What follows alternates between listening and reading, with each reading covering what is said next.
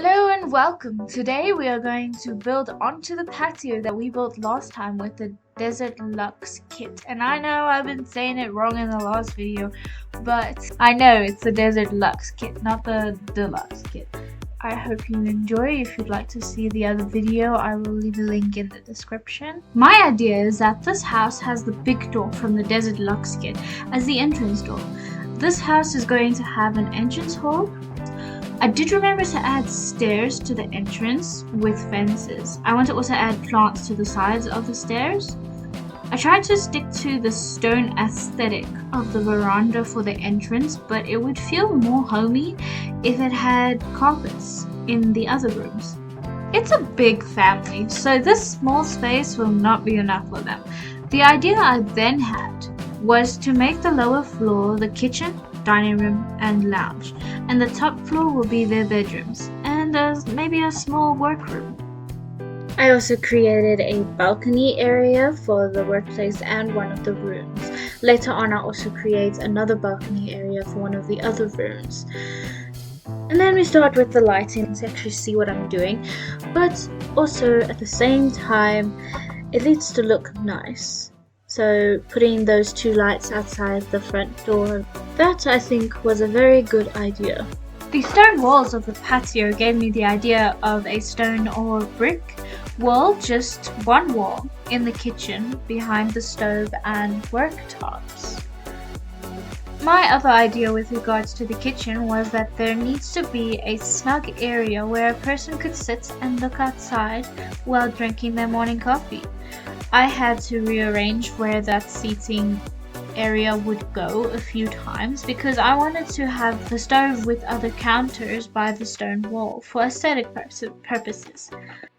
I had to resize the room a couple of times because the ideas that were coming to my head required more space. So expanding the kitchen was the best idea for me at that time.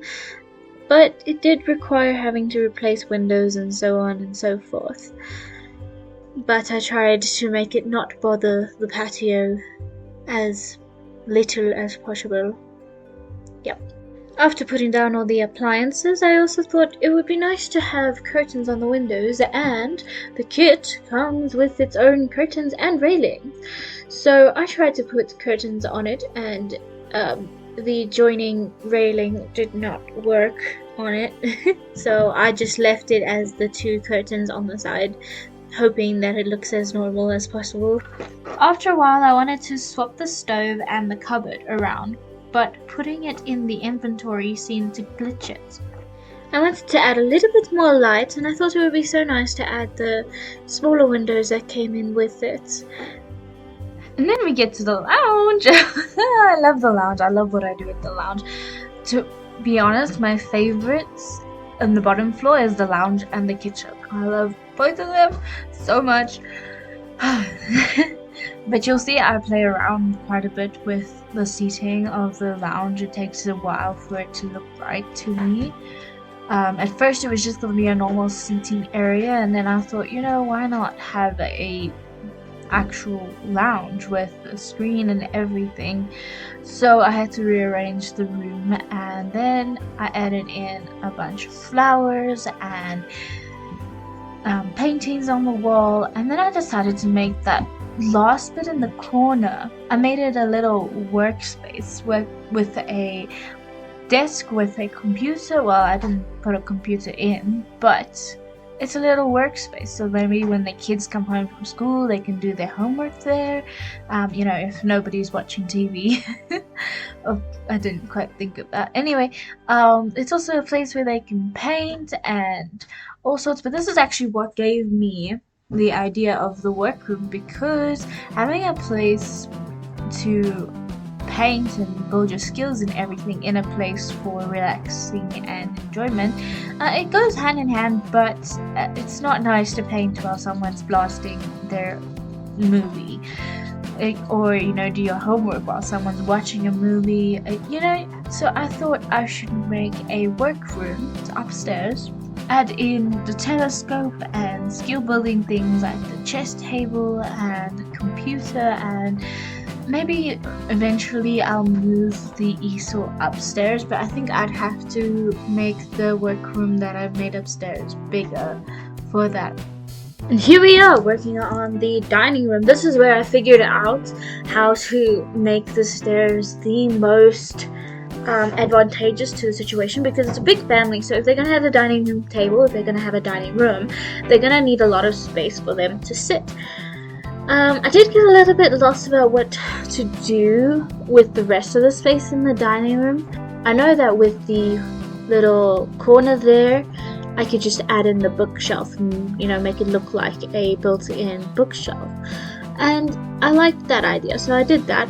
I was going to add in another table, but then I realized that the kids can just do their homework on the dining room table. Why do they have to have a separate table? I did in a science table for the kids and used the space underneath the stairs for a little drawing table for the kids as well. So I was like, okay, this is good use of space, and it's also building the kids their little skills, so why not? And moving on to the rooms, I started with the main bedroom. I don't really think that much space is needed for the main bedroom, so I split it in half and made the other half the toddler's room. That's what ended up happening there. This is the part where I added in where I widened it a bit so that the other rooms also get balconies. And the room that got the balcony was the 3 children. They got their own balcony in their room. And I just thought that balcony was so cute because it has little bear chairs and it... Okay, I just got cut off there. But anyway, what I was saying is that the balcony was so cute because it has the little bear chairs and a little play dollhouse. But you will see what I'm talking about just now. But at the moment, I'm busy working on the toddler's room. Actually, I love making toddler rooms because it's so, you can add in so many toys and make it so colorful, and I love the little bubble carpets that come with it. Like, oh, it's so cute. Can you tell that I've been playing The Sims since I was like 3? You know, the first time I played The Sims, I think it was The Sims 1. I was at my grandparents' house and I made a house, and it was just so full of toys and balloons and all those fun things, and I very vaguely even remember what it was. I just remember that there had to be a lot of toys, there had to be a lot of balloons, there had to be a lot of music. Everybody must have so much fun if they come to this house. And a fish tank. We must never forget the fish tank. I needed a fish tank. It was very important. Yeah, yeah. I actually grew up with The Sims, starting with my grandparents' house. I played The Sims 1 at my grandparents' house. And then The Sims 2, I think I was only introduced to that when I was in grade 3 or 4. Yeah, it might have been grade 5 because a certain friend introduced that to me. And then The Sims Medieval. I love The Sims Medieval. Very queens and pirates, you know.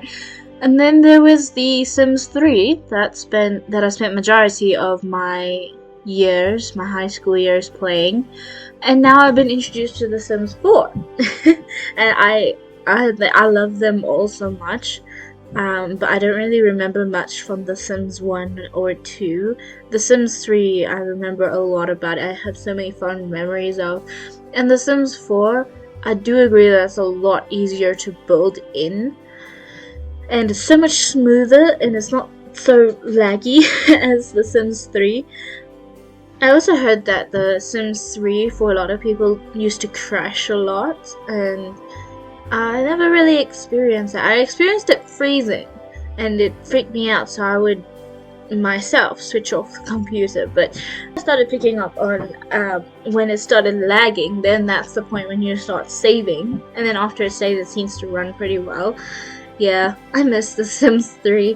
I'm working on a different video where I create a resting place, because I always got irritated in The Sims 3 where I sim my Sims to a place and they would feel tired, or they would need the bathroom or whatever, and there's no bathroom inside, there's no room inside for them to sleep, and so I just started building a bunch of resting places, like a little motel or something.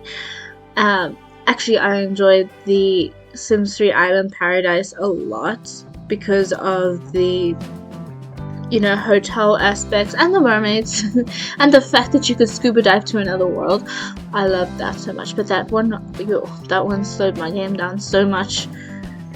Anyway, back to this house. Sorry, got so distracted there. But yes, let me know if your favorite packs in The Sims 3 and what shenanigans happen for you when the game froze or crashed, or, you know, just how did it happen for you? And let me know what you think of this house. I think that it's perfect for this family, and I absolutely love what I've done. I know that I need to add windows into the one room and paintings into the other, and a lot of it looks very dull. I know I have a lot more work to do, but in the next video I will be doing a walkthrough, and you know, I'll try to improve it a lot more. But let me know what you think so far. I hope you're having a wonderful day. Thank you for watching and enjoy.